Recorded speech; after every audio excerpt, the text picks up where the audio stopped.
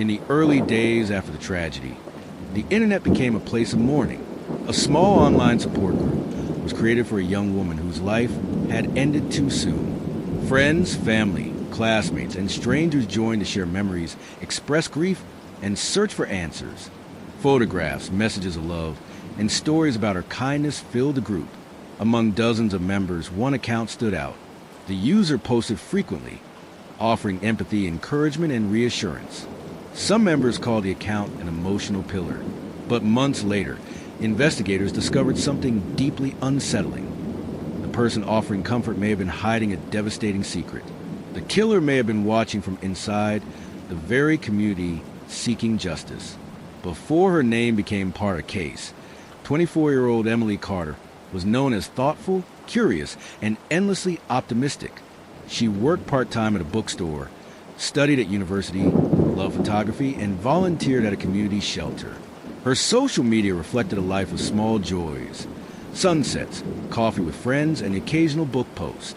Emily was ordinary, the kind of life that rarely makes headlines, until one quiet evening in early autumn, she failed to show up for dinner with a close friend. When her phone went straight to voicemail, concern grew. By morning, she was reported missing. Police canvassed her neighborhood.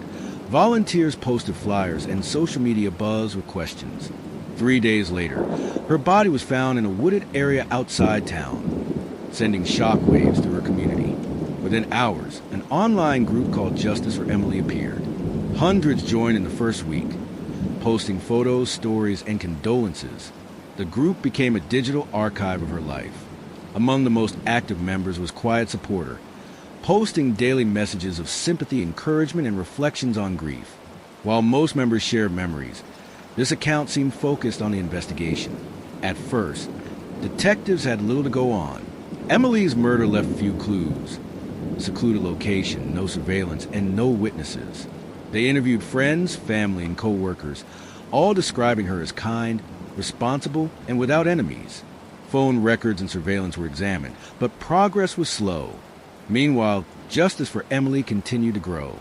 The supportive post of Quiet Supporter appeared harmless, but subtle details drew investigators' attention. The account asked very specific questions about where Emily had last been seen, missing items, and the timeline of the evening she disappeared. Details not publicly released. Investigators expanded their focus to Emily's digital life. They found messages between her and someone named Daniel Ross on a photography forum. Conversations were friendly, discussing locations and photo meetups, but friends reported Emily had never met him in person. Attempts to contact Ross revealed the account had been deleted. Meanwhile, the activity of Quiet Supporter continued, often late at night, always observing. Digital forensic analysis revealed that several of the account's posts coincided with confidential investigative updates. This prompted a deeper look into the account's digital footprint. IP addresses traced logins to coffee shops, libraries, public Wi-Fi, and one residential address, Ross's home. When detectives searched Ross's apartment, they recovered laptops, hard drives, and phones. Forensic analysis revealed hundreds of screenshots from the support group, saved messages, and browsing history showing drafts and deleted posts from Quiet Supporter. Evidence confirmed the account belonged to Ross. Some posts referenced details known only to investigators and the perpetrator, locations, missing items, and the timeline of Emily's disappearance. Ross had joined the group to monitor the investigation, track public reaction, and witness the grief of those mourning the woman he had killed. Further messages confirmed prior communication with Emily, including a planned photography outing the night she vanished.